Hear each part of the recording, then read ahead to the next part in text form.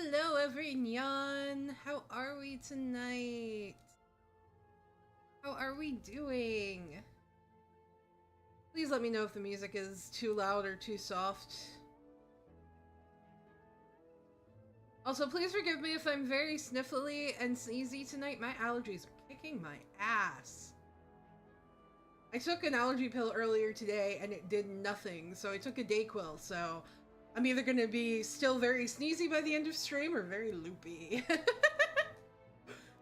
how is everybody? How are we doing? As you can see, we're doing something I haven't done. I think my last DM and chill stream was back in April. Oh, that's great, Eli. Congrats. I have some stuff we're going to be doing tonight. I'm going to talk a bit about my upcoming Monday game that the entire Rev Pro crew, plus Kraz and Mel's partner, are going to be in.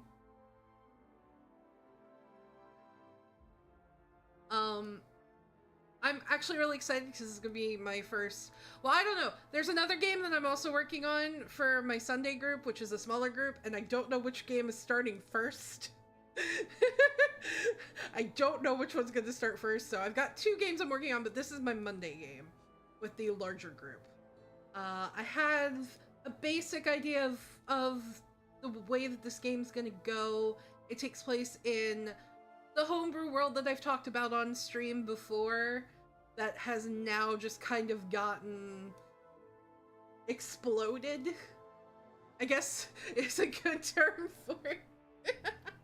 So essentially, I wanted a good way to incorporate a simpler religious systems, there's 4, and then I wanted to explain all the difference in the names of ancestries and the populace, and because when I was playing 5e with my party, everybody kept coming to me with so many homebrew races, and I had ones that I had written that there were so many races in my world.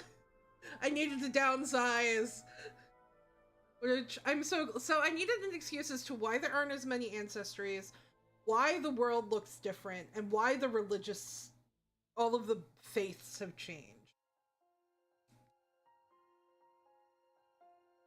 So the best way to do that was I literally had the world be broken by a divine being who decided that the way the world was at the time wasn't good, and the only way to save it...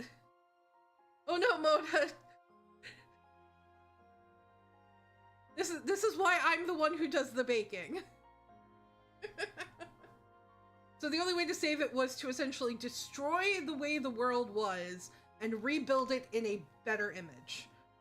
So this campaign's taking place about 400 years after that happened, give or take. So I guess I'll just bring up the campaign frame and go over this a little bit to give you guys kind of an idea of where the game is going before we actually get into the world building. I have a lot that I still have to do. So one of the things about DAGGERHEART that I really love is that it very much encourages the players to world build with the DM. So I'm not building all of the towns and villages right away. I'm building the ones that I've named and maybe 1 or 2 smaller settlements so that if my players don't want to build a whole new place, they've got a place that they can choose to be from. Hey, Travis! So there's a lot of... I'm building all the major cities, and then I'm going to build 1 or 2 smaller towns and villages just to give my players something to choose if they don't want to build something from scratch with me. So I'm going to go over the campaign frame, the overview of the game a little bit. I have some mechanics that I'm planning that I have to write up before the game starts. I can go over... Your Manakete girl will be fine. I can go over the homebrew stuff that I made, and a little bit about the world, like the religions and stuff like that. So let's start with the campaign frame. So the campaign is called A New Start. Oh, I got this, oh god.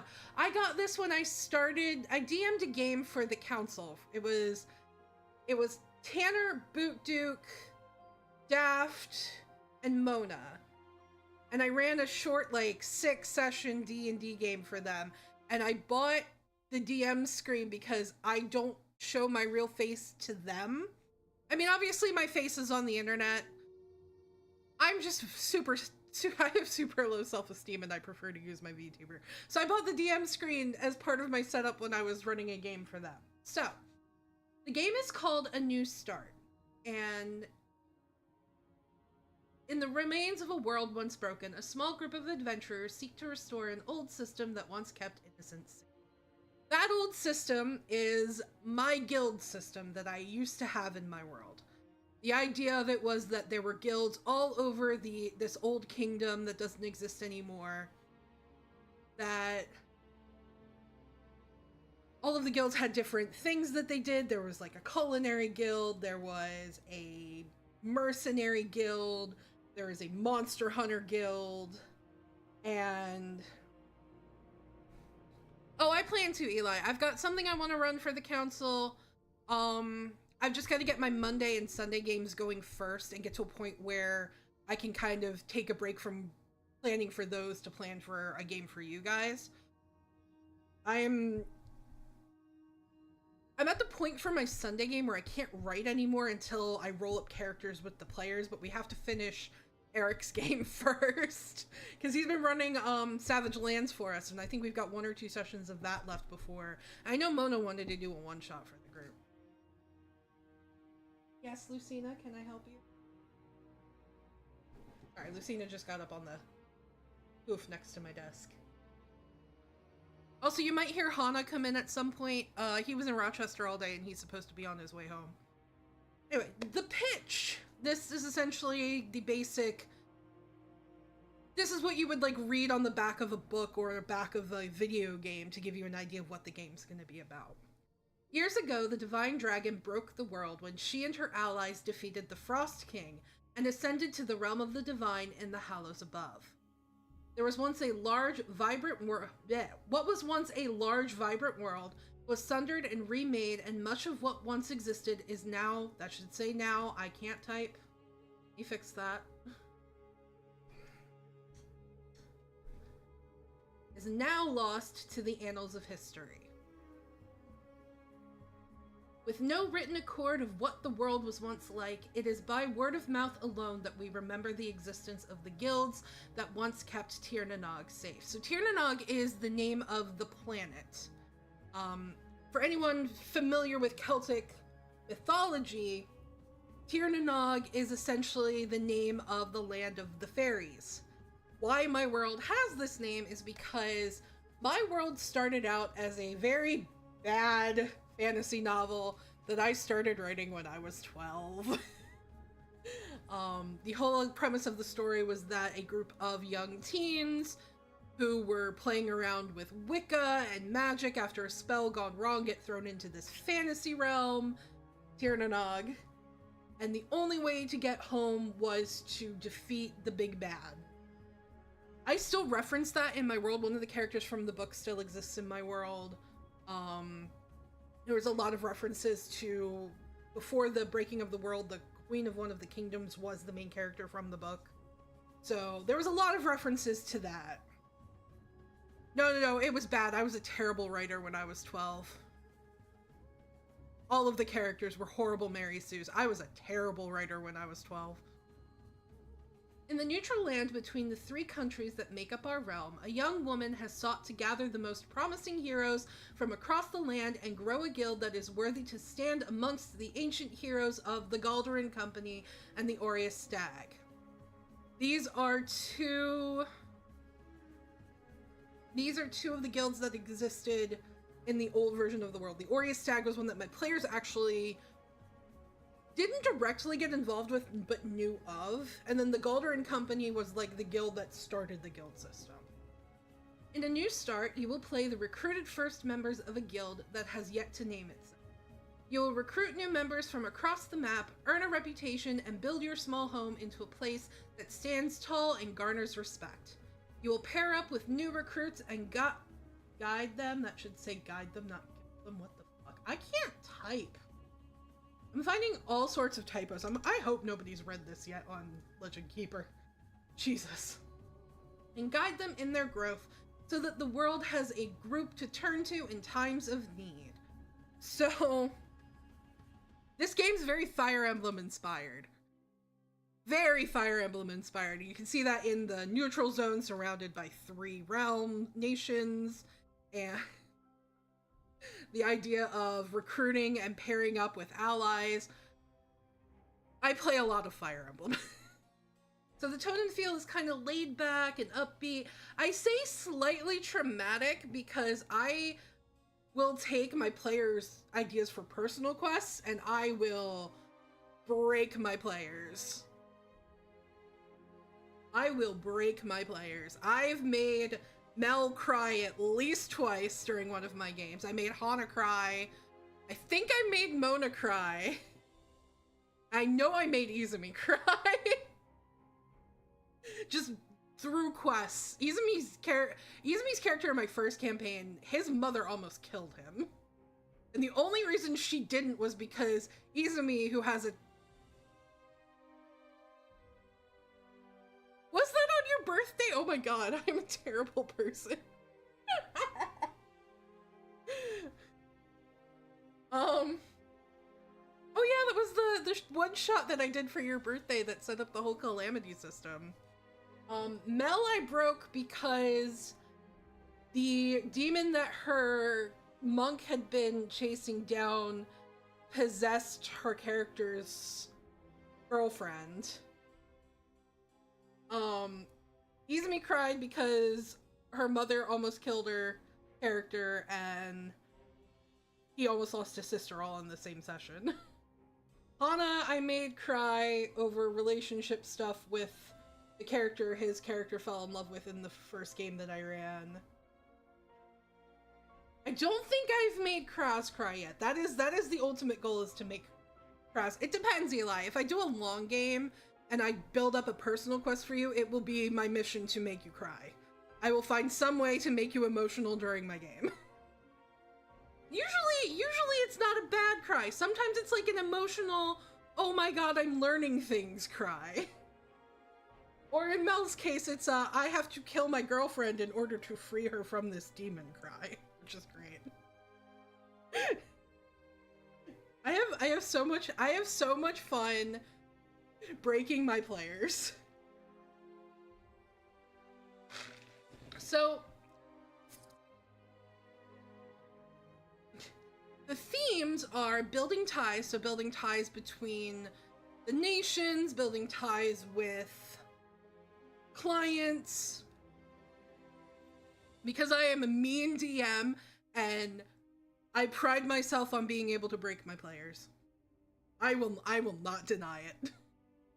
Uniting the realms, taking things one step at a time, and bonds that unite. The whole thing is they're building up the guild. They're going from, so there's a ranking system in the guild, where in the guild system previously where they started out at like, I think it was E rank and they work their way all up to S rank. So that's going to be the same deal with this game, as the players are going to have to build the guild, gain notoriety, and become well known enough to essentially gain the respect of all 3 different nations. So the touchstones and touchstones are essentially the things that have inspired the game. So Fire Emblem's the big one. I think I've taken so much from Fire Emblem so far in this game. Final Fantasy. I am a huge Final Fantasy fan. I play 14 religiously. You guys have seen me and Mona play 15 on the channel. One day we'll get back to that now that I have a better computer. I haven't played hit 16 yet. Kraz got that for me for Christmas or my birthday. One of the two. I can't remember which. And I still haven't played it because I want to play it on stream. Rune Factory. I think for Rune Factory, it's very much going to be... The inspiration there is building up the town, having to grow their own crops and stuff like that. There's going to be a lot of... I don't want to say farm sim I don't want to say farm simming, but like farm sim elements. So when they start the game in the neutral zone, the area is going to have the area is going to have the guild hall, the barracks, a blacksmith, and that's about it. So because they're in this neutral zone in between the three different realms and they haven't built a relationship with those other realms, they're going to have to learn to grow their own food. They're going to have to learn to farm a little bit, at least until they start bringing in new people to live in the area that can take over those jobs for them. Because only people that are in the guild right now are the guild leader, her second in command, the secretary, a blacksmith, there's a merchant that comes by every now and then there's two other characters that the party can kind of take with them on missions. So now we get into the overview. Now the overview breaks down the world a little bit more and gives the players more information.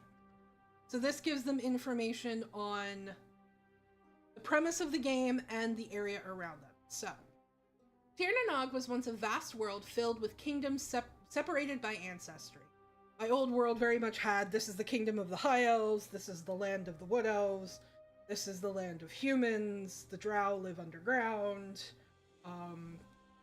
the Lagoos live in the plains on this continent, blah blah blah blah blah. After the breaking of the world, things like the separation of ancestry ceased to be. So this is a very integrated world. I really wanted to get out of that country separates race mindset. People of all kinds came to live together in order to rebuild society and survive the harsh lands that were left behind on the continent of Remnant in the wake of the Restoration. Yes, I know. The Ruby fans out there are going to point out the fact that I named my world Remnant. It is one continent. Remnant is one continent in the world of Tir Nanog. There are other continents, I just haven't built them yet. I'm very much trying to keep my players in one area for a little while I focus on building that area, and then as I build the world at large, they might get to see a little bit more in future games. This is very much the world I'm going to be running a lot of my game. Now, what is left of the world is broken into 3 countries with a patch of neutral ground between them. Arguments over this neutral territory had continued for years until a young woman of noble birth suggested using the land to build a guild much like the ones of old, that is focused on helping those in need from all 3 countries. The rulers agreed to a probationary period. Should the guild build itself large enough at the end of their first year, the land would be officially signed over to them. So, in the first year of... I say year in quotations because what takes a year in game may not take a year in real life. But by the end of that probationary period, depending on where the players are with building the guild, they might get to found their own small country. Which is why the neutral zone doesn't have a name yet. Please forgive me that I'm drinking so much, my throat is killing me. I'm gonna blame it on allergies. So, the following 3 nations comprise the continent of Remnant.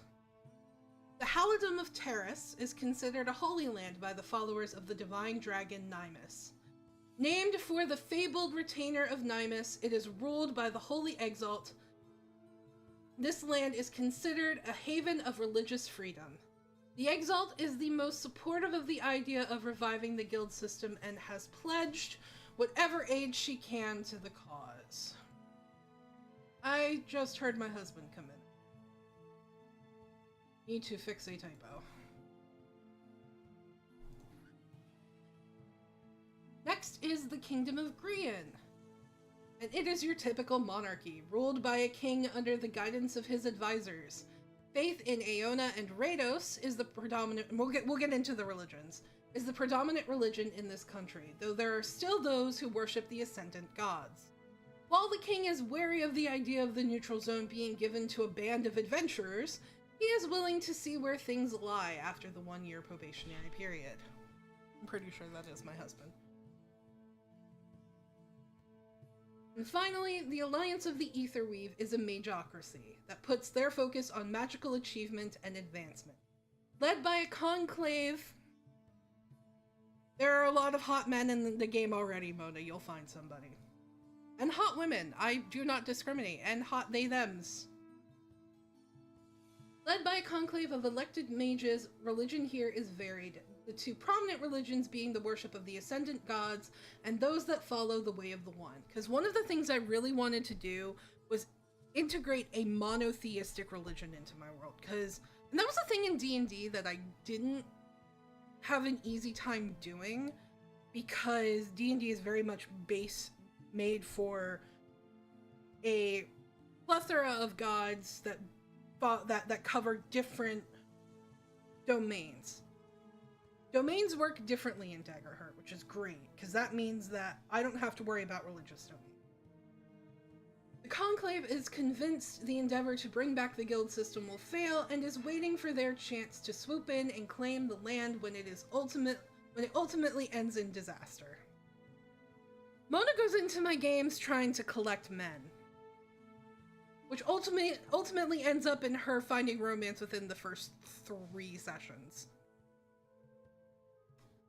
The guild will have 1 year to complete jobs to gain letters of recommendation from your clients, recruit members to fill the ranks, and obtain materials to expand their operation with the assets needed to keep things running smoothly. If at the end of the first year they succeed in meeting the expectations of the nation's rulers, they will be given a small country to build as they see fit. While the 3 nations are not openly at war, there is growing unrest as the fate of the neutral zone hangs in the balance. Should they fail, conflict may rise again. So, one of the things that I'm very much planning with this game is I'm not doing a BBEG. I know a lot of games out there that have their big overarching major world-ending villain. I'm not doing that. I've found that when I do a BBEG for a game, I spend so much time focusing on the overarching main plot that I don't spend a lot of time building up the stories of NPCs and the party. My very first campaign, I think I did okay, but I feel like I didn't build up the BBEG enough, and I didn't build up the one character that betrayed the one NPC that betrayed the party enough. It just kind of happened out of nowhere, and I want to give the party a lot more focus on overarching storylines and building things up. So instead of focusing on some big world-ending plot, the end game is building the guild. Developing the country, and becoming this kind of group that the rest of the world can rely on. Hi, baby. Hi, baby. Come here. You can come in here. Just because I'm streaming doesn't mean you can come in. You okay? I'm tired. I love you too. Hey, Danny.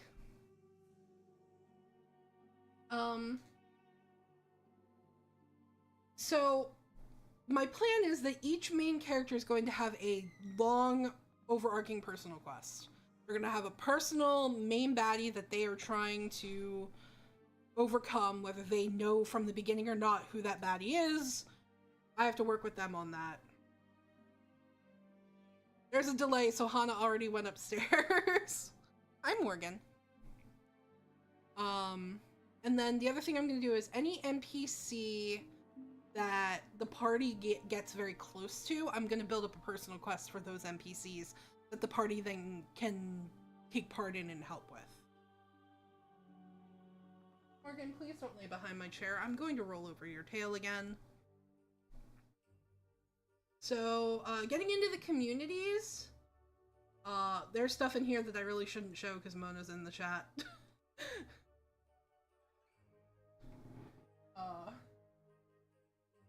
But principles are very, very simple. This is just stuff that the players need to think about when they're making their characters while they're playing the game, kind of getting an idea of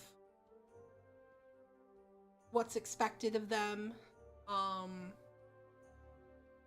and kind of can help guide their role-playing. Bye, Snaz! So that's basically the campaign frame. I've got a little bit I need to add to this with the new mechanics for this game. And the main mechanics I'm going to be adding and focusing on is the recruiting and pair-up system, and the building up of the guild and the guild's home base, and eventually the whole country. So that's the basics there. So from there, let's get into the guild itself. So I haven't made this public for the players when they come into Foundry yet, because my plan is to make this public when they name the guild, because I want the players to name the guild. So I literally have insert player chosen guild name here because I'm lazy. No, I want there to be some form of world building that includes the players, which is why I haven't named the guild, I haven't named their home base, and eventually they will be allowed to name the neutral zone if they succeed in their probationary year. So this is a small guild made up of only a few members who seek to bring back the guild system of old.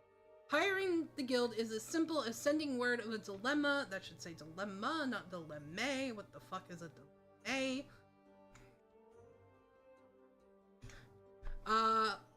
One of the players has specifically requested that we do not use missile fits. We are not going back to the missile fits. Hiring the guild is as simple as sending word of a dilemma and what the client can afford to pay by courier to the guild hall.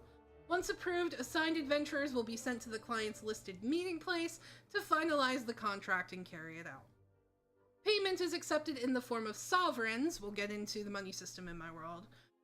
Though for larger jobs, the guild will accept oaths. Leadership. For now, the guild is led by Wynne, with Jamie as her second in command. Her plan is to establish captains to lead groups of members when the guild is filled out with more people.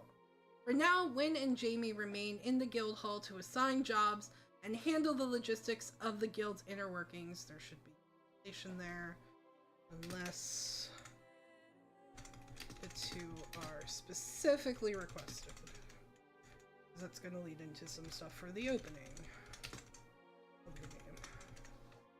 So the guild rules are no infighting, no unsanctioned violence on guild property, put the common man above yourself, no unauthorized or unpaid contracts, adhere to the local laws of the areas you go to, and should targets of a contract surrender, they are to be handed over to local law enforcement. I have to think about my wording there, because obviously, like, a lion can't surrender because it's a creature that can't talk. Well, depending on the lion. It's a very simple lion that can't talk. Obviously, it can't surrender. If a sentient being is able to surrender, the guild is not allowed to kill them. Joining the guild is as simple as getting in contact with a member of the guild. Prospective members are to be brought to the guild hall to be tested by Wynne and Jamie as to their skills and whether they would be an asset to the guild's purpose. Excuse me. There's gonna be a lot of that tonight, I apologize. Leaving the guild. Wynne would never wish to force someone to stay if they no longer wish to work with the guild, or no longer believe in what the guild represents. Members are free to leave when they wish, with the understanding that they will not be accepted back in. So, I put this in case, you know, a player makes a character, they don't like the way that class plays, or they aren't vibing with that character, because sometimes that happens. You make a character, you don't vibe with them after a little while, you have trouble getting into that character when role-playing. So I like to leave in a stipulation that my players can potentially switch characters.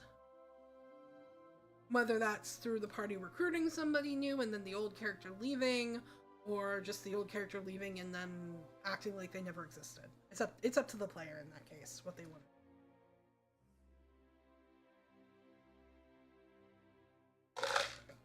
No, Mona, you cannot break the law.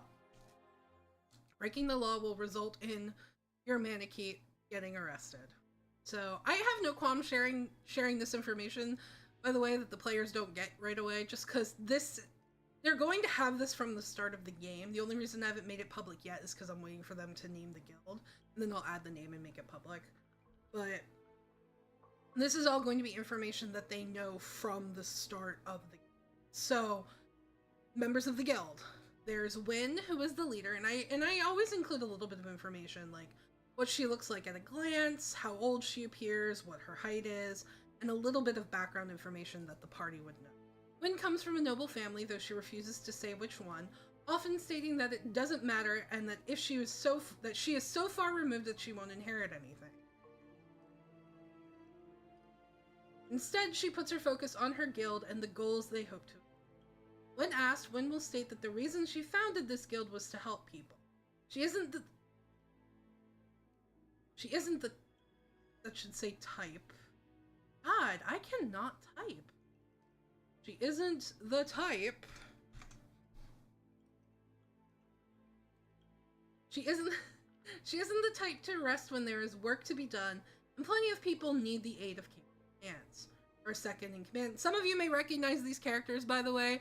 I will not lie in the fact that I use gacha games to build out my NPCs. I do not have the time nor the energy to draw every single NPC. I wish I did. And I'm not going to ask Mona to do it, because Mona's got enough with her own game and her channel. So, her second in command is Jamie Allister. At a glance, he is human with white hair and gray eyes. He is 26, he is 5'8". Jamie originates from Grian and is a member of the prestigious Allister family who have served the royal family for generations. While his younger sister lives in Andara and serves Prince Lu, Jamie decided to put his talents to use elsewhere, much to the dismay of his family. Jamie is blunt and doesn't always think before he speaks, but he does care about those around him. Despite his various personality quirks, such as his strange love of bear meat, that is very much a Fire Emblem reference, he works well as Wynn's second in command. Depends on... So Eli, regarding that, it really depends on the time period of your game. Like, obviously the Dokis come from a very modern world. I would not put Sayori in a fantasy game. My game takes place in a very medieval fantasy world with a slight amount of magical technology. Especially because the world is only 500 years into rebuilding itself. Alright. What the fuck happened to Durin's name? You are not a pseudo-wudo. Stop that. Durin Linwood. They are a non-binary human. I'm very much trying to get, like, a lot of focus on different gender types. Because I have a habit of going male-female a lot, and I really need to break myself of that habit. Durin was born in Terrace and spent most of their childhood training in the sword and the shield. They, however, have always had a love of the quote-unquote softer things, like sewing and music. Because of this, they were disowned by their very traditional father, and any inheritance they were meant to receive went to their younger brother. Durin is soft-spoken and cheerful, though they can be a bit shy during rowdy and boisterous events. When they aren't traveling for work, they spend their time in the barracks' small infirmary. Now we get to our first non-human guild member. This is Alindra Sorvin. She is a fawn, and she is the guild's secretary. Alindra was recruited by Wynn when the guild was first established. Though she is not much of a fighter, Alindra is clever and very good at organization from years of working in her father's office. She works at the guild she works as the guild God, I cannot type. I'm sorry guys, I'm noticing all these typos and I have to fix them like the minute I see them or it drives me crazy. She works as the guild secretary, keeping track of job requests and correspondence with traders and merchants. Alindra is friendly and eager to please, though she can be a bit clumsy. She also has a habit of rambling and going on tangents about topics that interest her, but also may not interest anybody else. Okay, Isabelle. So the thing about Isabelle, I've had this run-on joke with Isabelle and her family for a long time in my games, that they are the quote-unquote Officer Jenny or Nurse Joy of their world. There's a lot of them. They are all named Isabelle, and they all look alike. Wait, haven't you seen her before? Yeah, Isabelle gets that a lot. There's a strong resemblance in her family, and she, her sisters, cousin, aunts, and mother all seem to look very similar. Isabelle is a merchant who often visits the guild to sell her wares. Wind wants her to stay on, but the guild is still a little too small. Isabelle is personable, but she's always looking for the next big deal, even if that deal is something that isn't quite beneficial to her customer. She also isn't afraid to use her looks to get someone in the mood to buy. Now we get into the first character that might make Mona very happy. This is Crothu Rukdug. He is the blacksmith of the guild. Crothu has trained in the forge since he could hold a hammer. He's always had an eye for detail, and there's few that can argue that his pieces aren't as beautiful as they are useful. He had just finished his apprenticeship when Wynn offered him a place as the guild's blacksmith. Crothu has an easy smile, and he's always quick with a joke and a friendly word. But he does like to drink. And when he drinks, he gets rowdy. And when he gets rowdy, he likes to fight. All in good fun, of course. He's also big dumb, which is one of Mona's types. And the last member of the guild is Rivik Fizgash. Not much is known about where Rivik comes from. He often tells people different tales, and nothing ever lines up when those who ask compare notes. Instead, Rivik likes to keep his true history to himself. He joined the guild when Jamie caught him stealing from the barracks storehouse. Rivik is a charmer, and he knows it. It doesn't matter who you are, he'll try to smooth talk his way out of trouble. Or into it if you're lucky. He's easygoing and really only takes on easy jobs so that he can spend most of his time lounging about. That's the entire guild so far, aside from the players who haven't rolled up their characters. We were going to do that Monday, but some stuff came up, so it'll be about 2 weeks, I think, because next Monday is Mel's game. But I'm actually really proud of the startup for the guild. I think it gives the party a good number of NPCs to get to know it first.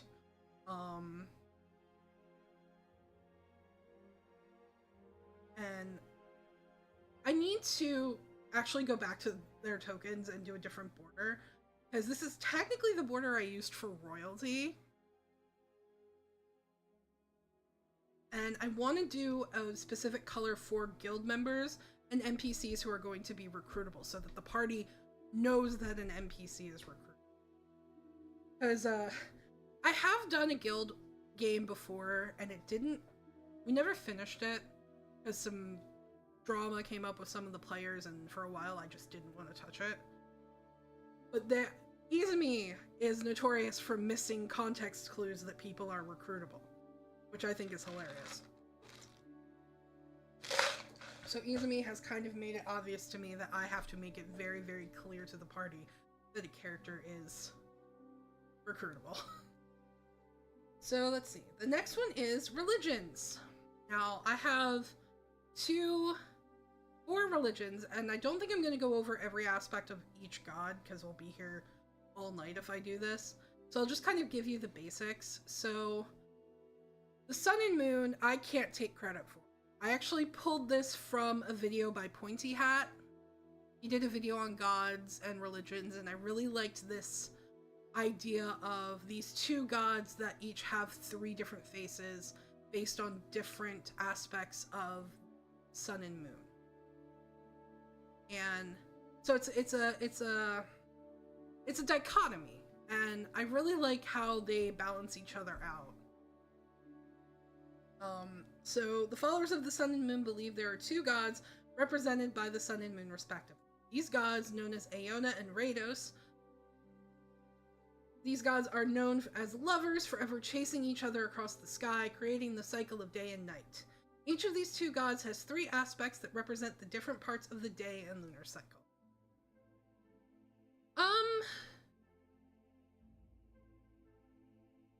Hold on. Oh, I was gonna sneeze again.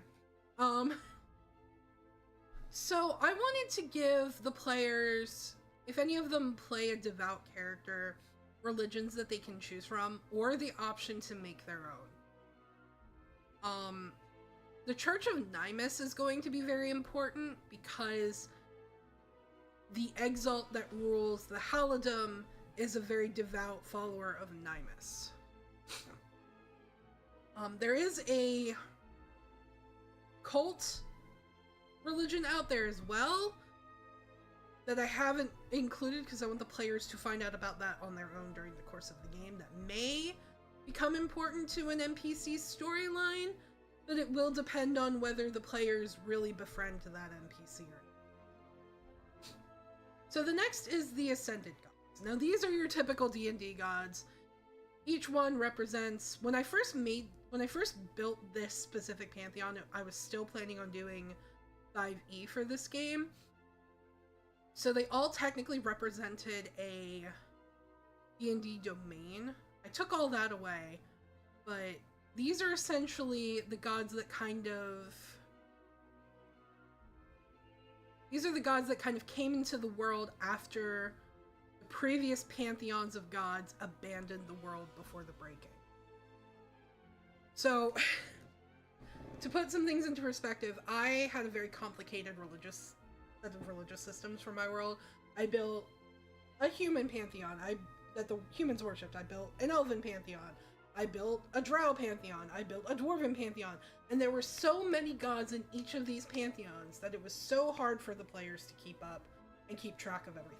I needed to simplify my religions. So I did the dichotomy.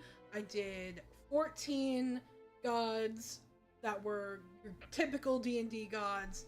And then I wanted a monotheistic religion, which is where the Way of the One comes in. This is a relatively new religion, and they essentially believe in one god, and one god only, whose followers are broken up into different orders. This is also another, like, kind of... This was a way of me taking 5e domains and breaking them up into different groups in the religion where the god represented domains in different ways. I got rid of all that because we're not in 5e anymore. But there's still different orders of followers who do different things. Like the Order of Silence is kind of like... They're kind of the ones that go in. If you've seen Game of Thrones, they're kind of inspired by the Silent Sisters in that they prepare the dead, they give last rites, and stuff like that. And then there's the Church of Nymus, which is something I wrote up recently, so I don't have a ton of information on them. But Nymus essentially saved the world, and since then she has been worshipped as a protector god, as she provided the power to seal away the fell dragon Alaric, and there's not a lot known about her, but the names of the major cities in the Halidom are all named after people that fought alongside her.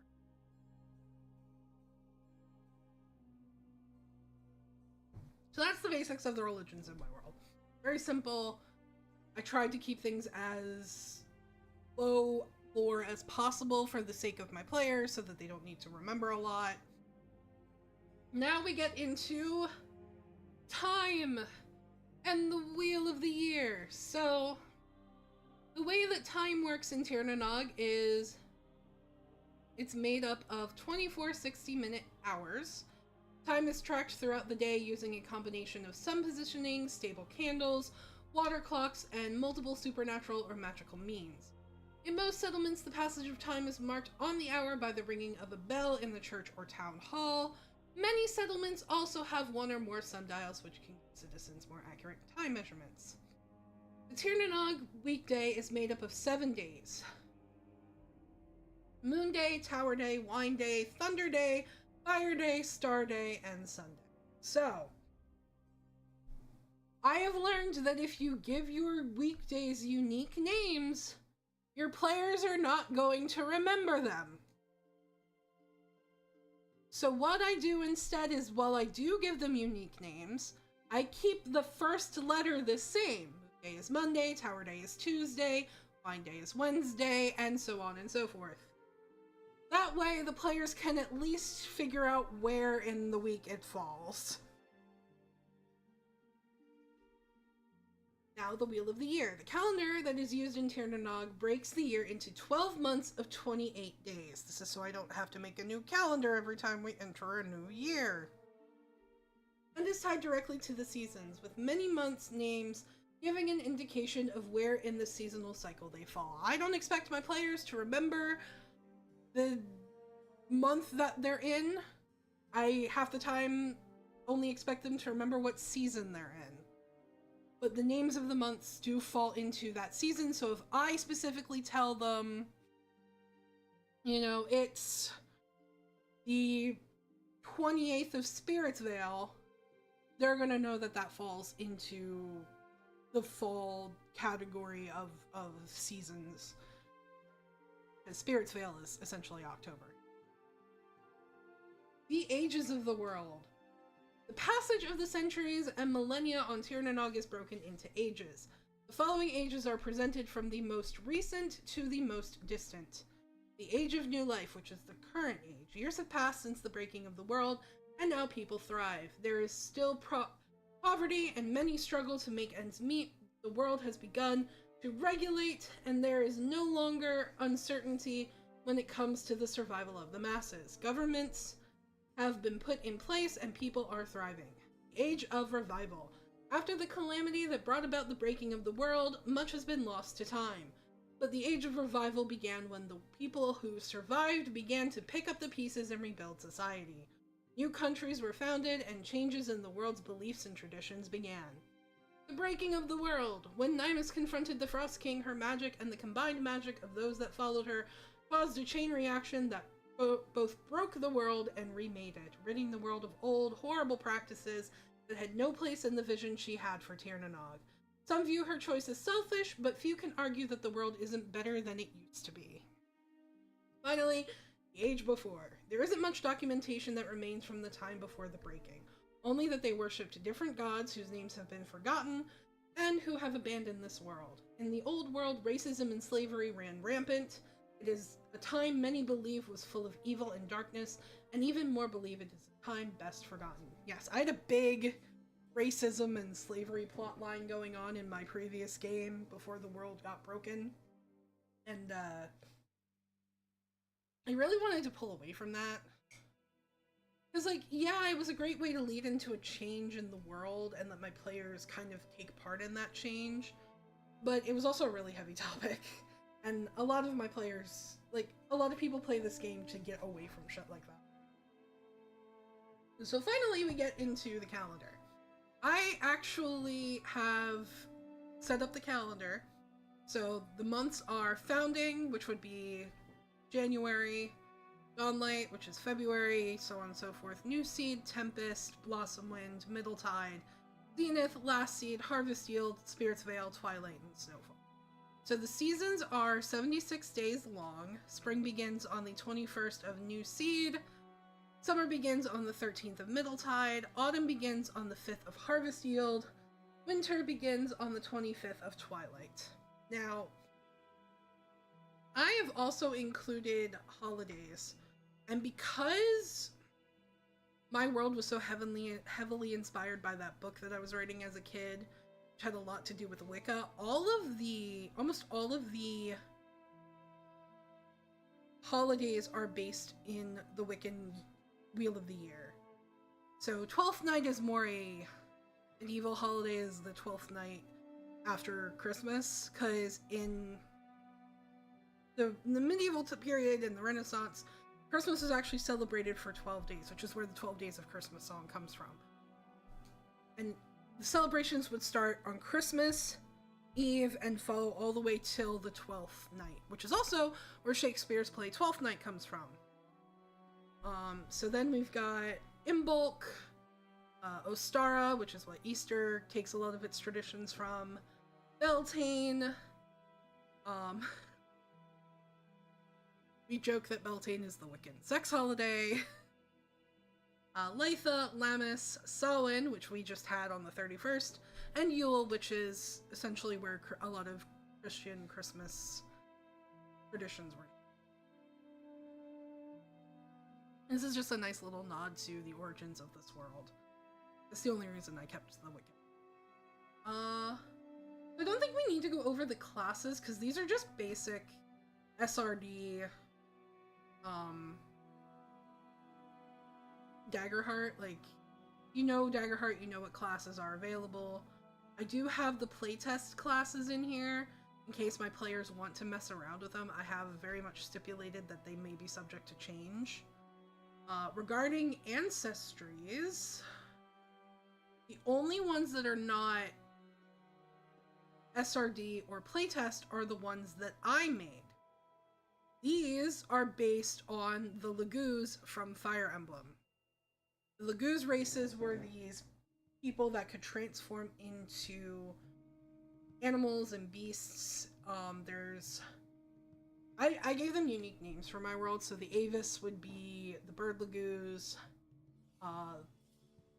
and I used pictures from the games for these. But they essentially, what makes them unique is when they transform, they get access to 2 more skills.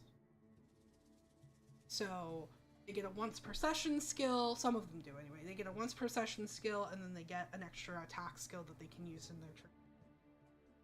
So there's the Avis, which is the bird Laguz. They look like regular people with wings, and they can turn into a bird.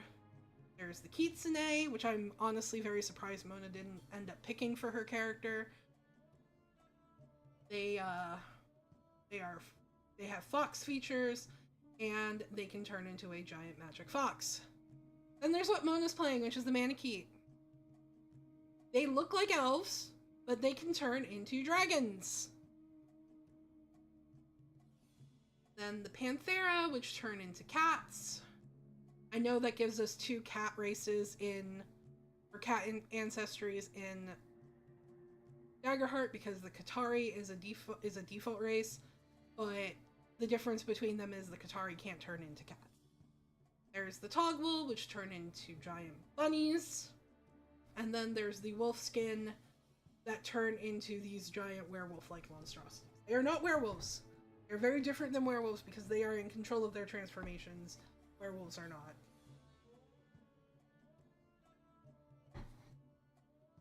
I am losing my voice. And then we get into the communities, which are all standard, and the playtest stuff. There's nothing new there if you've read through all of the stuff. What people know. So, this is essentially common knowledge that my players know going into the game. So, from here, there's the currency system. I talked a little bit about this earlier. The predominant currency in Remnant is the crown, a 10-sided silver coin. A crown can be struck into 10 equally sized, smaller pieces known as bits. 1 bit is equivalent to the copper pieces used in many other regions, but does not require the minting of a separate coin. 10 crowns can be strung together on a length of cord to make a sovereign. A small number of golden sovereign coins are minted. The most common folk will never encounter a gold sovereign. And finally, there are platinum oath. These are rare even among the wealthy. These coins are usually used by financial institutions as a way to more discreetly move large sums of wealth between locations. Worth 100 crowns or 1,000 bits, oaths are unlikely to be accepted in most stores. So, Daggerheart has a very simplistic money system. The way that Daggerheart works is you've got a handful of gold, a stack of gold, or a chest of gold. And if you have a chest of gold, you can't carry any more gold. I very much prefer a more direct currency system, just because I feel like it's more immersive than just saying, oh, this costs like a sack of gold. I just think it's more, it more draws you into the world. This costs a handful. So I'm very much going back to the direct money setup from 5e. So let me get folklore and traditions. Yeah, I feel like I'm gonna sneeze again.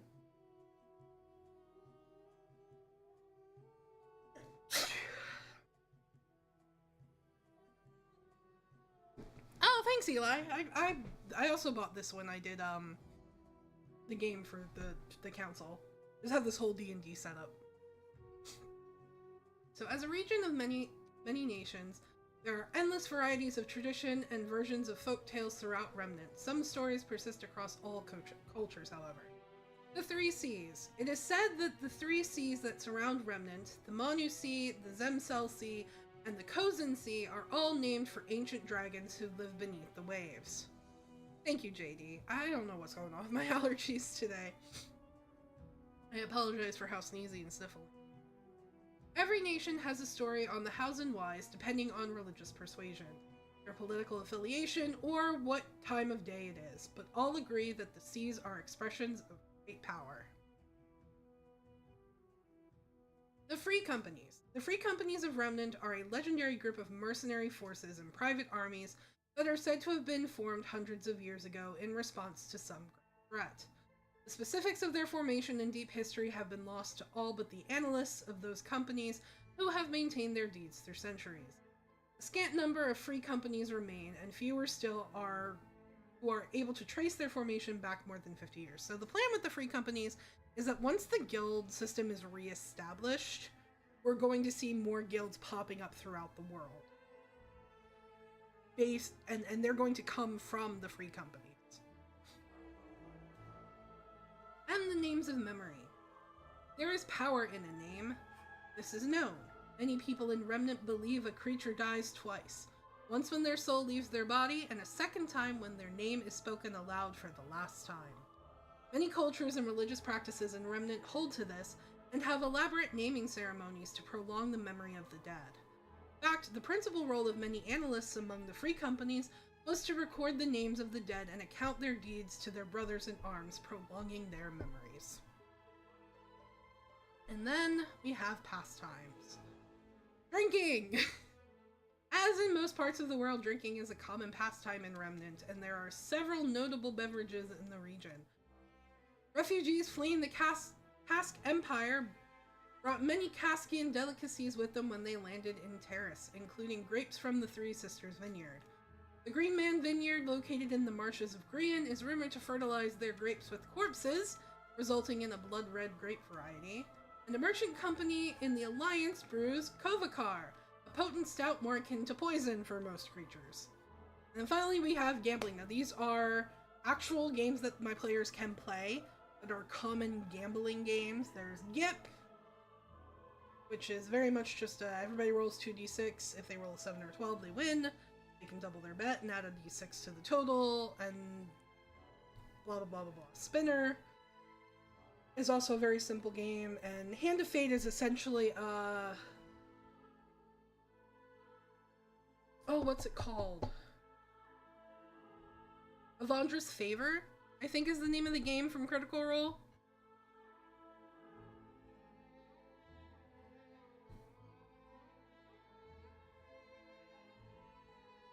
Don't quote me on that because it's been a long time since I need to catch up on campaign 4.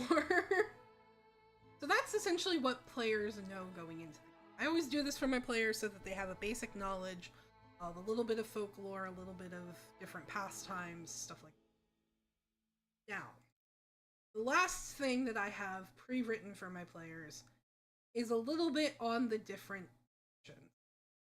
Not a lot. Each area has like 1 or 2 paragraphs. But we get into the Halidom of Terrace. The Halidom is located. Is that the end of my music? Did my music stop? My music did stop. Give me 1 second to pick another playlist. All the music that I'm playing tonight, by the way, guys, is by RPG music maker or Travis Savoie. I don't know how that's pronounced. Who does D&D music that is free to use. Let's go with this one.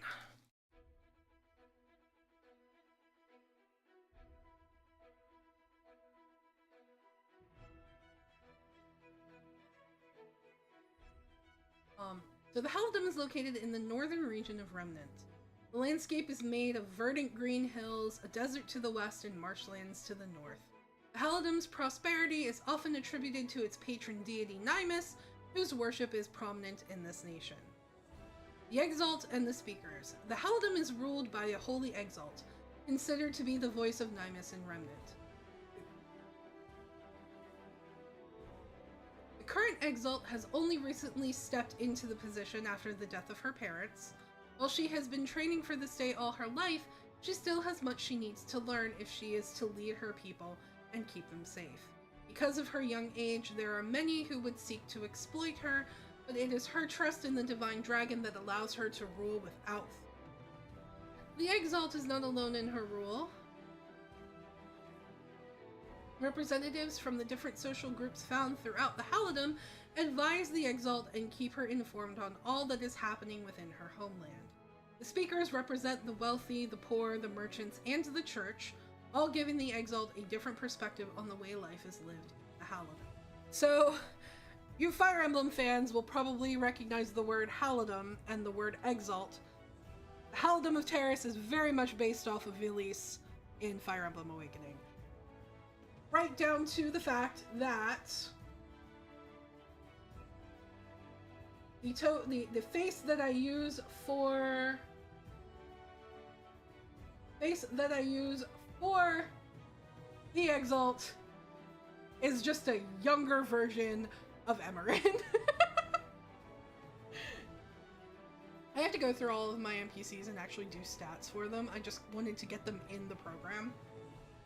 But again, this is a giant reference to Fire Emblem, which is one of my favorite game series. If you've never seen Fire Emblem Awakening, we played through it 2-3 years ago on the channel. It's the first game that Mel played with us on the channel. That's before Mona joined the channel. Mona and I had just met around that time. But you can see our whole Let's Voice Act playthrough of Fire Emblem slowly being uploaded. I have to get back to it. I know I haven't uploaded the whole game. There's also Fire Emblem Fates we played through as well. And Mona and I started Three Houses, but then my game got corrupted. So I have to fix that and get us back to where we were. Especially before the new game comes out. So, the capital, and I do this little thing where I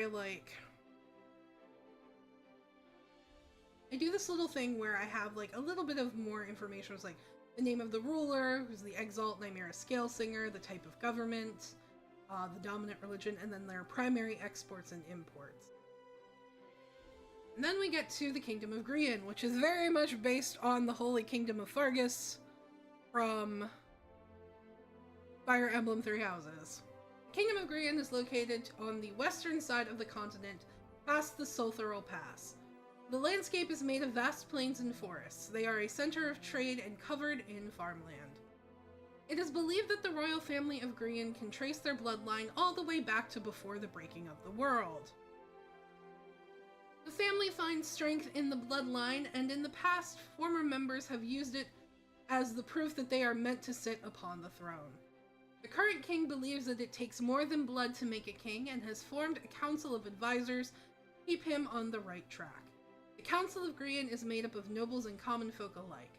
The king has chosen the best in each field in the hopes of receiving the best advice possible from those that serve him. While every counselor has their own agenda and goals, each is loyal to their king and seeks only to ensure the safety of the people. So little Easter egg that's really only for some of my closer friends. Tyrannus is a name that came from a character made by my high school best friend. I like throwing in little Easter eggs like that and references to other stuff that only my friends will get. Then we get to the Alliance of the Aetherweave. The Alliance of the Aetherweave is located in the southeastern part of the continent. While a good portion of the region is a mix of plains and forests, past the Caldori Mountains is a harsh jungle and marshland. The Circle of Magic and the Conclave. Long ago, there was a group of mages that protected the world called the Circle of Magic. After the breaking of the world, they were one of the few forms of government that was remembered. Considered an example of how mages should rule, the Alliance not only took on their values, but established a circle of their own. The Circle is the leading form of education for magical research and study, with schools both large and small located all over the region. Broken up into groups based on their skills and areas of expertise, these mages answer to the Conclave, led by the Woven Seat, a singular mage voted into leadership by the heads of each faction of mages. In the Alliance, magic is the driving force, and there is an air of superiority among mages, believing those born without the potential is to be beneath them. So, if you've ever seen Amazon's series The Wheel of Time, which I'm very mad got canceled, or read the books Wheel of Time, the Circle of Magic is very much based on the Aes Sedai. I'm not even going to pretend it's not. I was very much inspired by the way the Aes Sedai work.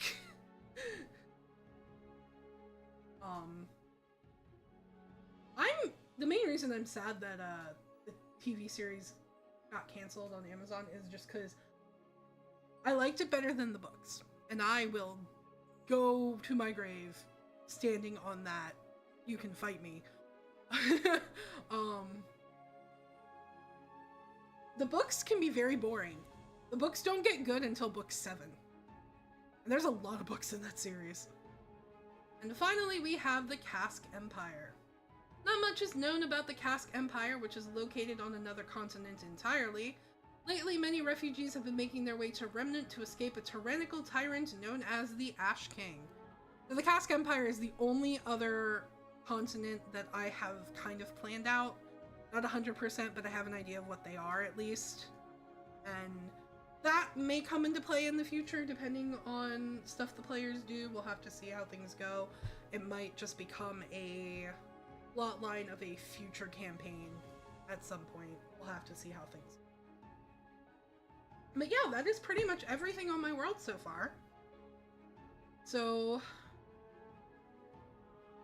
for the most part tonight, I'm probably going to be working on building some of the areas. God, I feel like I need to sneeze again. Depends on the show and the movie. The movie Aragon was absolutely terrible. Read the books. 100% read the books. Game of Thrones was great until season 5. Once they ran out of material to base the series off of, they went downhill. God, I am stuffy. I will be right back. I'm actually going to go blow my nose and refill my water, and then we will get into what we're supposed to be doing on the stream. I'll be right back, guys.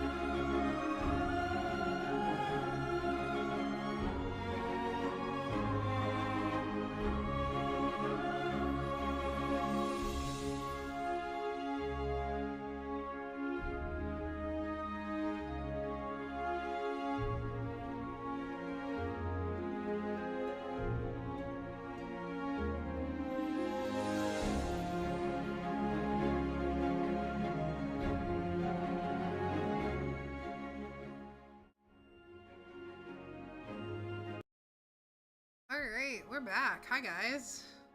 Sorry about that. I desperately needed more water. I was very stuffy, so hopefully there won't be much more sneezing tonight. I apologize for how terrible my allergies are tonight. So, the next thing on the agenda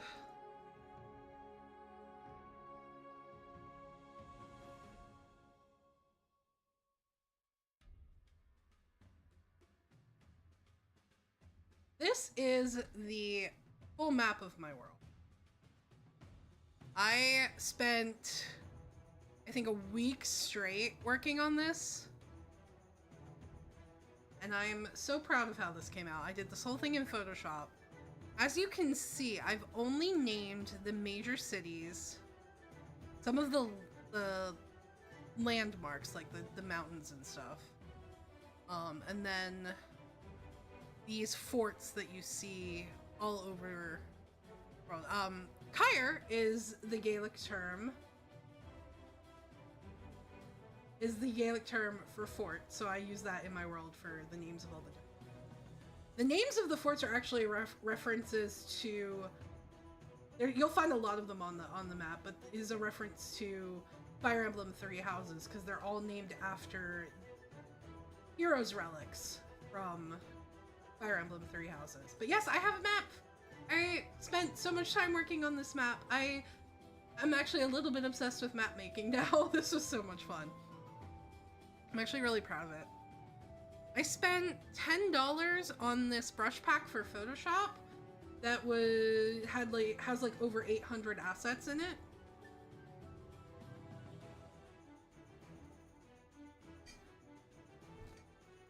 But I figure, so this up top here is the Halidom.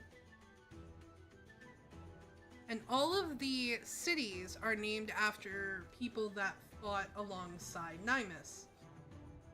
And my plan is that each of the ruling families of these cities are going to be Lagoos of the same ancestry as those that fought alongside Nymus.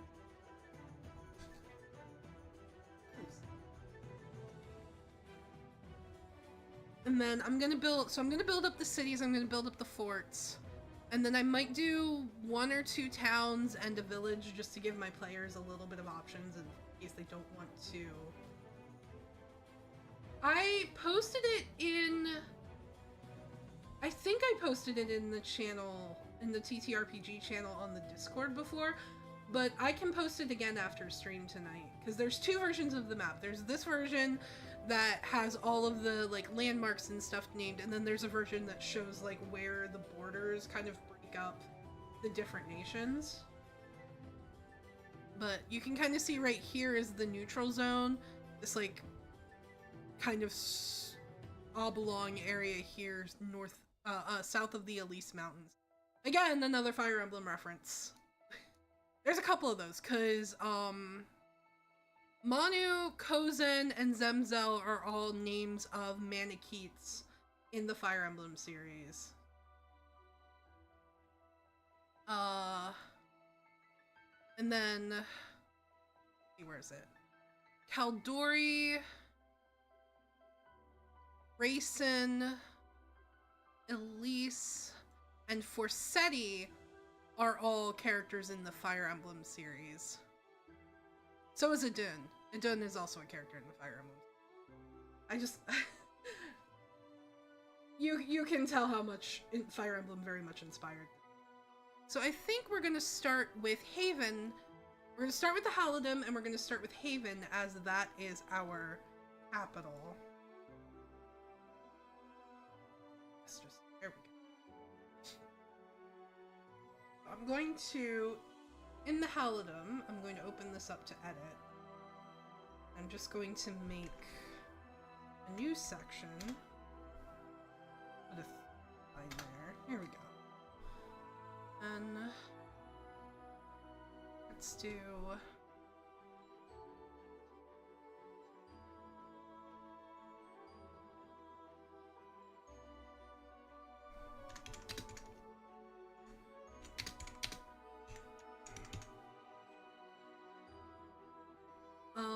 So Haven is actually not a Fire Emblem reference. Haven is a reference to my favorite book series of all time, the Heralds of Valdemar series by Mercedes Lackey. Haven is actually the name of the capital in the Valdemar series. And I kind of wanted to just steal it for this because I do like to reference stuff that inspires me. A lot of Tir na Nog before the breaking had stuff inspired by the Valdemar series and Lord of the Rings. But yeah, I highly recommend the Valdemar series if you're looking for a fantasy series to read. I would start with Vaniel's books, which are Magic's Pawn, Magic's Promise, and Magic's Price. Or you can get them in a hardback altogether called The Last Herald Mage. It was a very controversial book for its time because the main character is gay and it accurately depicts him struggling with his sexuality.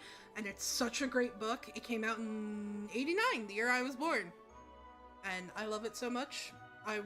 My mother got me into this series. I hope they never make a movie because they will butcher it.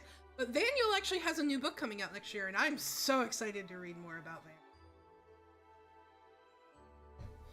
Let's see here. So I usually have a bit of a blueprint for how I do towns and cities.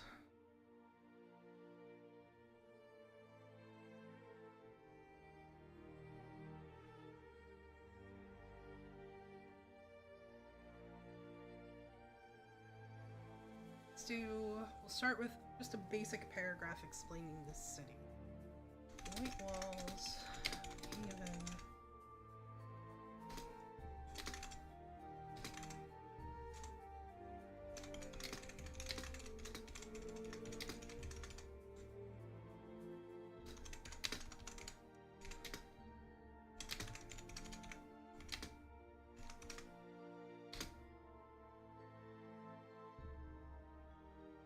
I'm just concerned as to what they would end up doing to Vaniel's book. I would be terrified of them, depending on the director, trying to make him straight, which would make me very sad. I also would very much be very upset if they cut out, like, some of the side stuff, like his Aunt Sable, who's a very important character in the book, or the time that he spends in the Vale, which I think all contributes to his character development. I would just really hate to see them leave stuff out that I feel is important. It's one of the reasons I really hated the Aragon movie. They left so much out.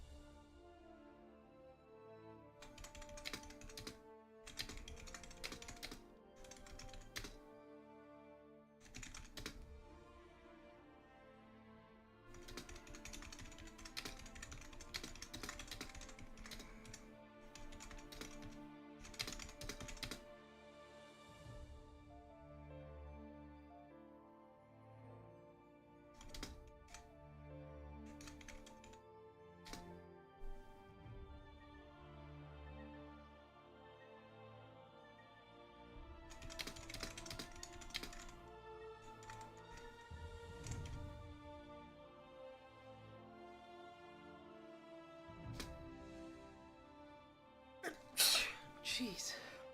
Excuse me.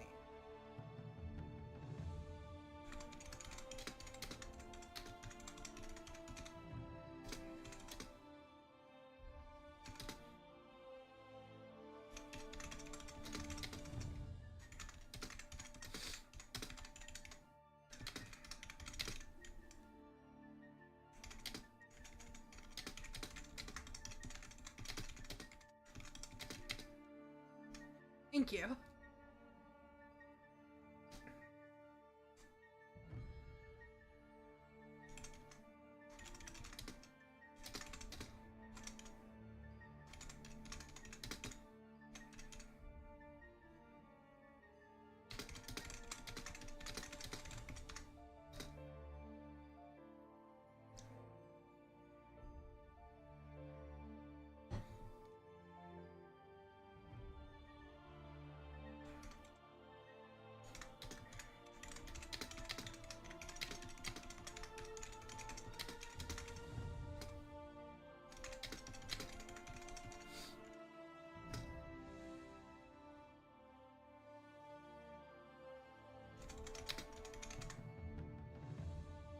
I just realized the map is still up and you guys haven't been seeing me typing for the past, like, 5 minutes. I'm totally a professional streamer, guys.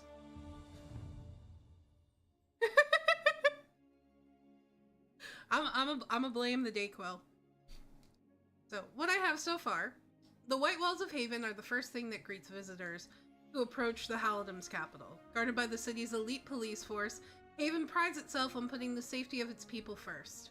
It is here that the Exalt lives and rules her people, holding meetings with the speakers on how best to see to the well-being of her nation.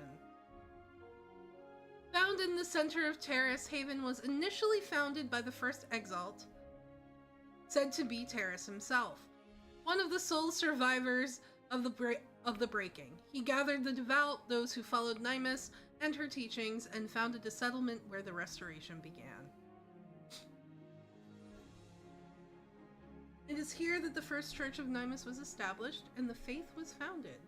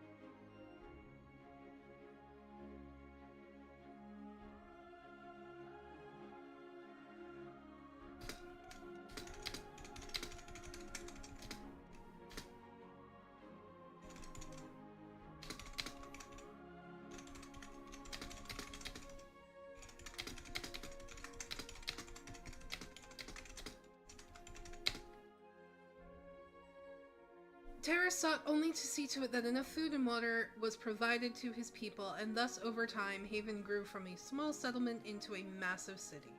It is now considered a place of pilgrimage for the devout and a center of trade for the people.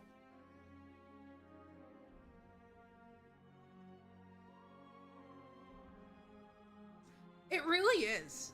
It's one of the things I absolutely love about Foundry. Honestly,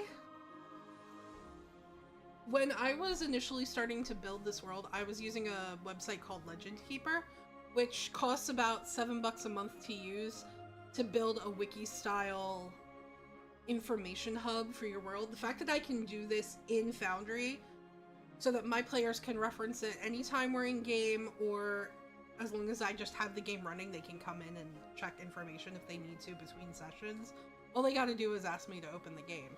And I'm usually at my computer most of the day anyway, doing stuff for the channel or whatever, so they can... all they have to do is message me, and if I'm not home, I'll let them know. If I am home, I'll open the game and they can look at whatever notes. And that's the thing I can do for them, is go in and make... I'm just pulling up Hana's. I can make journals for them that they can use to keep notes in, which are currently empty, but will eventually be full of, because like one of the things you do during character creation is there's background questions that go with each class that get asked, and then there's stuff that they can ask their party members to kind of build relationships at the start of the game. And then there's stuff that I'm going to ask them based on the community that they choose and just the overall starting stuff for the campaign.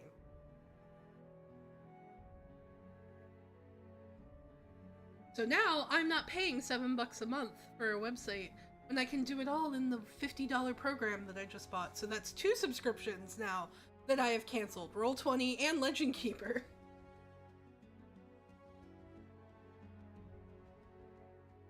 Let's see here.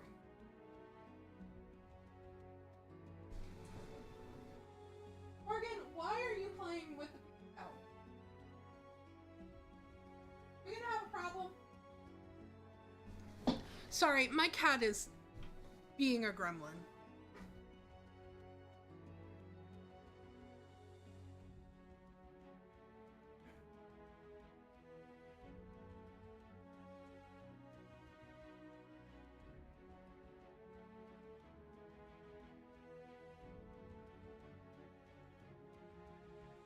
Let's see. I want to do something. There's something I like to do for my capitals in major cities. It's kind of to give a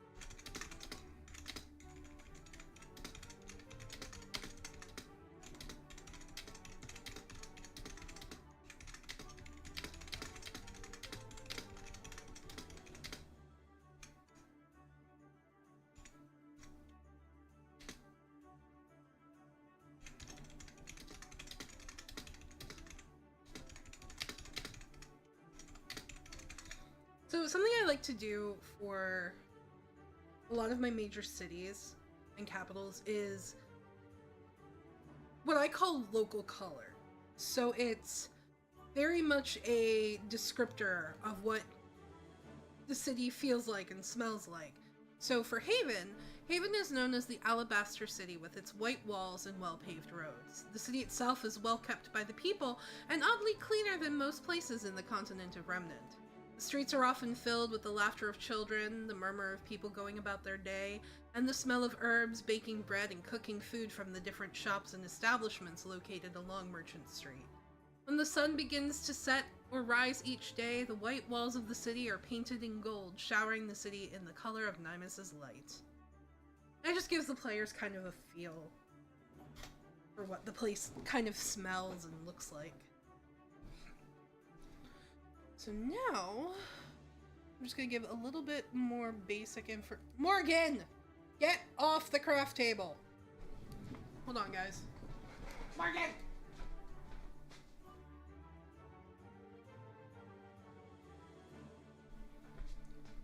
forgive me. I had to chase my cat off my craft table because he is being a little gremlin.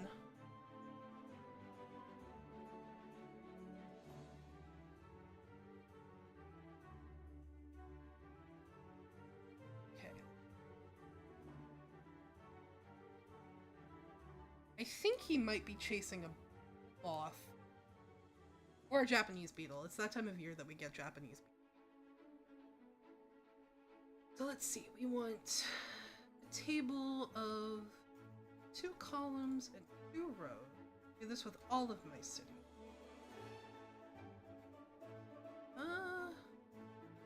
Sorry, we want more rows than that. Insert 2 columns and 4 rows.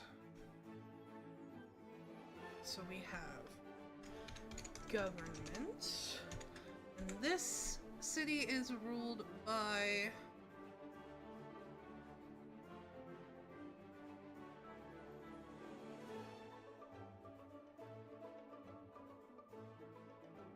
I'm watching you, cat.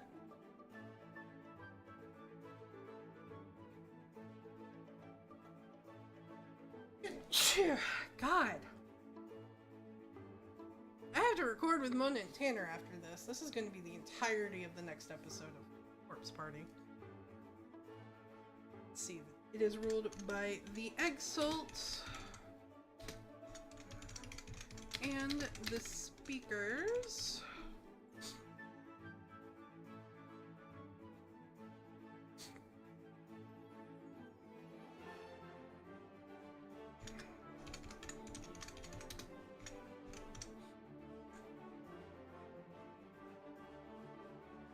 Let's see, this is a capital, so the population is probably gonna be pretty up there.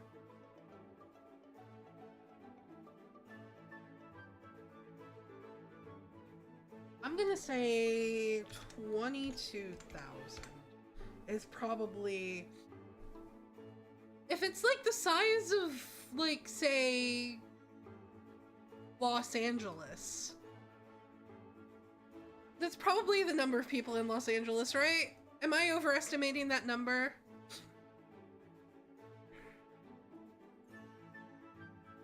I don't know. I have a hard time visualizing shit like that. Population diversity. So this is the capital, so we're gonna see a lot of nobles here. It's also the religious capital. So we're gonna see a lot of religious orders. Pull up my answer. Nope, that's not what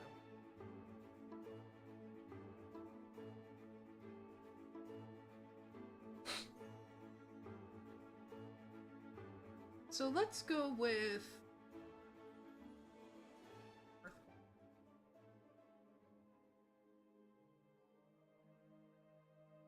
not Hearth.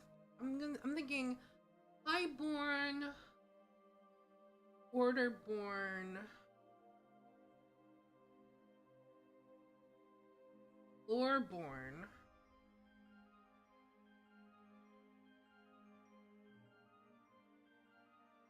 and then the rest is other. So let's do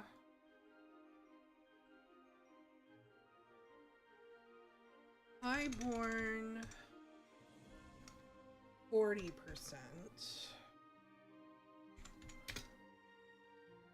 Loreborn, let's do Orderborn, since this is a very religious society. Orderborn 30%. Into math here. Do Loreborn 20% and other 10%. That sounds about right. 40 plus 30 is 70. Plus 20 is 90 plus 10 is 100. Yeah, okay. And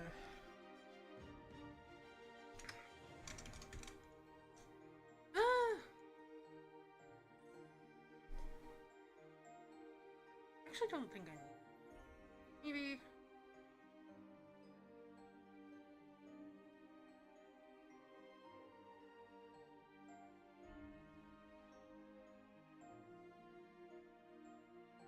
I don't need.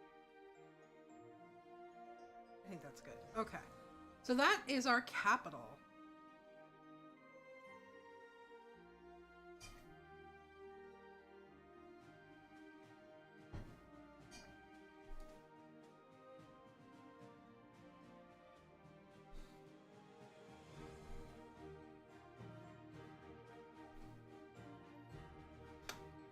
So next we want to do one of the major cities. I could probably start in this top corner and kind of work my way down, like start with Teague, then head to Cair Ariadbar, and then Vitar, and then Cair Aegis, and then Kaisa. I could do it that way. Or I could start on the other side and start with Venice. I think it might work better to start in Teague. Let's do that.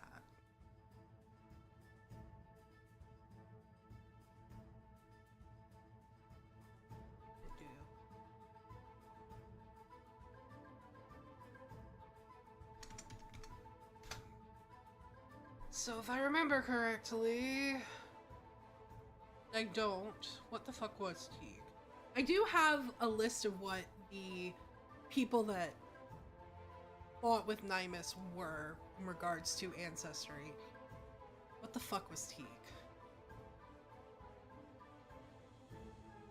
Is he Panthera? No. He was an Avis. That's what he was. Okay.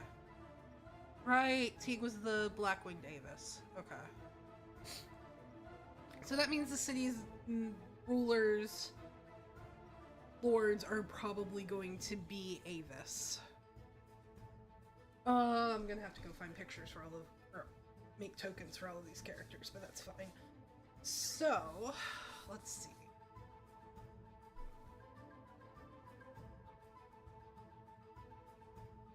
Teague is located in a desert, so it's gonna be surrounded by a oasis on one side and then desert on the other. It's literally the only major city in the desert area of the Halidom. Let's see here. How do we want to describe Teague? I picture Teague being... I picture Teague also having high walls just because it's gonna need those walls to block out sandstorms. But I also picture it being very arid and dry. They get like maybe a nice breeze off the oasis every now and then, but for the most part it's very hot.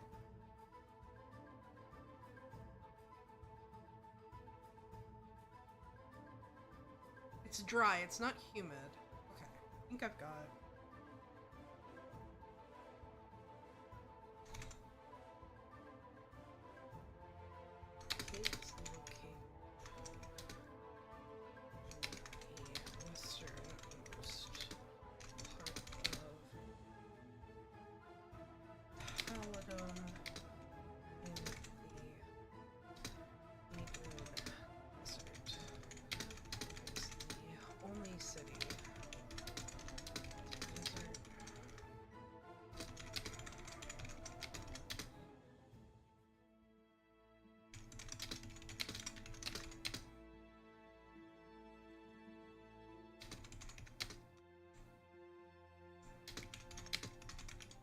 Snowstorms, sandstorms.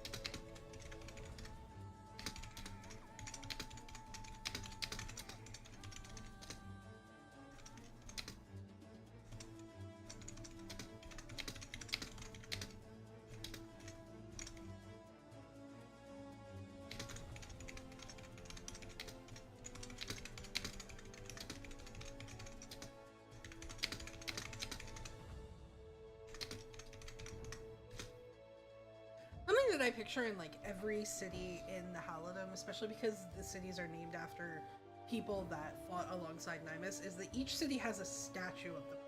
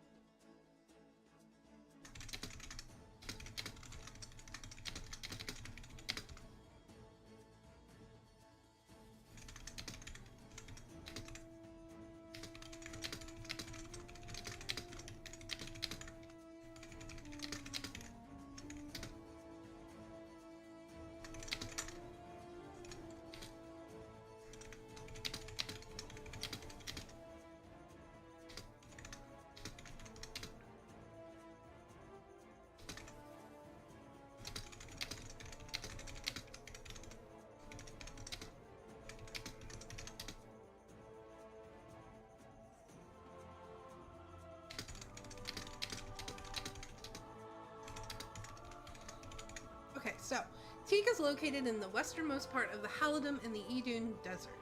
It is the only city in the desert and surrounded by large walls meant to protect from the sandstorms that ravage the region in the drier months of the year.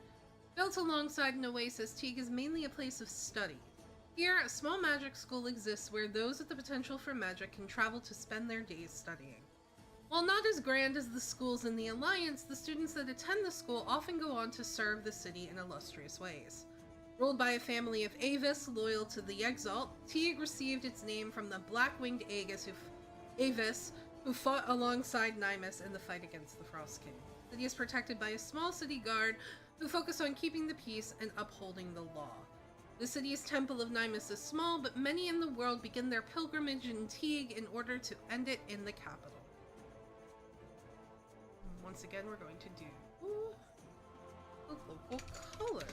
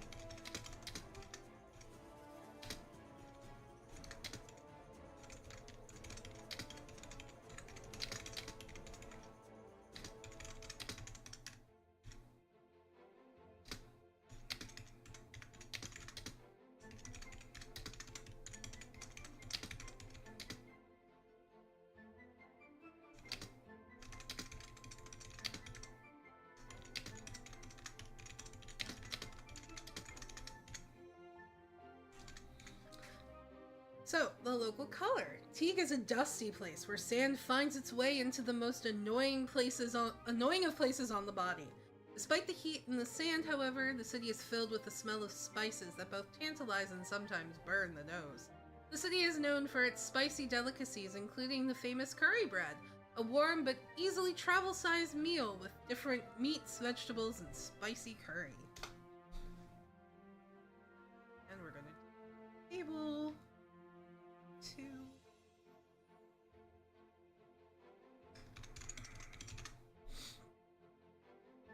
I will have to name this person eventually, but for now I'm just going to write Avis Family Lord. Population. This isn't a capital, so I would say the population is probably a lot smaller than the capital, so let's go with 8,000? That sounds about right.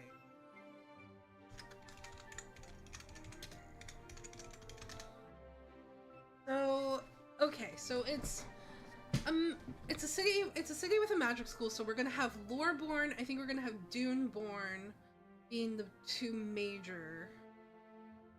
And then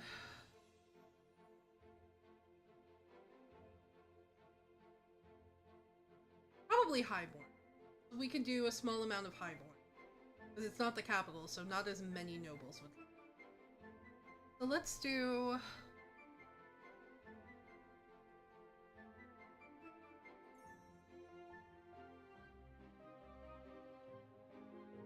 Okay, so let's do 50% Duneborn.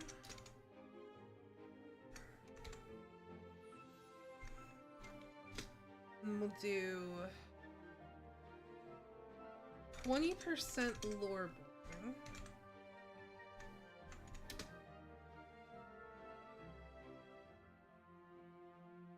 10% Highborn. Am I mathing that right? And then 10% other. I think so. 50 plus 20 is 70. No. Yes? It's 20 is 70. 30, 40. Oh, okay, let's do... Okay. If we have... Let's do 20% Highborn, and then 10... Okay, there we go. 50, 70, 90, 100. Okay, there we go. I can totally math. Okay, so that's Teague.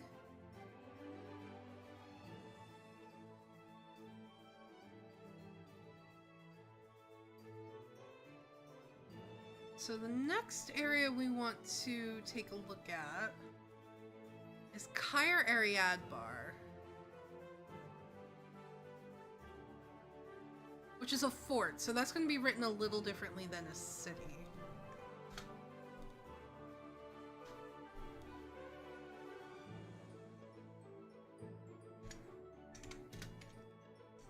Did I spell that right?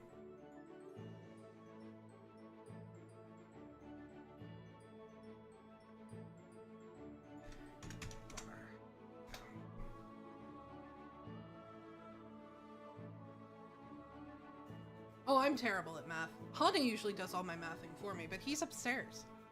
I could message him, but then we'd be sitting here waiting. Also, I think he might be laying down since he had a long drive home.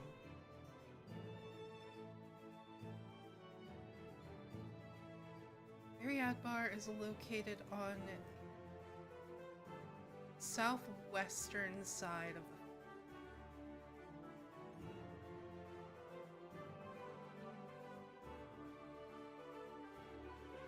So, fort towns are a little bit different than, like, regular cities in that the people that live there are usually families of the soldiers.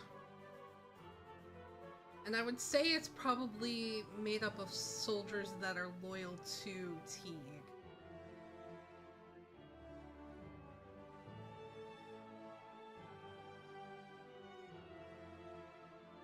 Swear to God if I sneeze again. Okay. It's mostly gonna be the families of those... of the soldiers that live there, and then merchants that sell their wares. I don't see there being farms near this fort. And the main reason I don't see there being farms near this fort is because it is in the...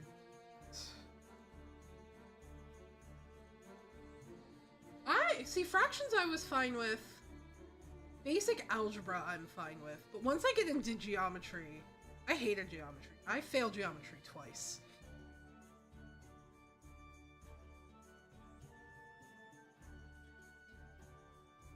Okay, let's see. Oh, I just realized what time it is. We're gonna have to stop here, guys, but if you guys did enjoy this stream and want to see more of this, I would love to pick this up again. I'm gonna try to do a rotation of stuff now that Pasta Wing is over, so like maybe 3 different things that rotate. So this, I want to get back into Neverwinter Nights 2, and maybe another game. Would have been The Sims, but with all of that going on, I'm not playing Sims anymore, so I'll have to figure out something to put in that slot. But for now, that is it for tonight. Make sure to join Mona tomorrow over on her channel. She's gonna be playing some Dispatch, and then, I believe Kagami is streaming on Friday. Don't quote me on that. I will find out what they're streaming when the schedule goes out. But in the meantime, mata ne!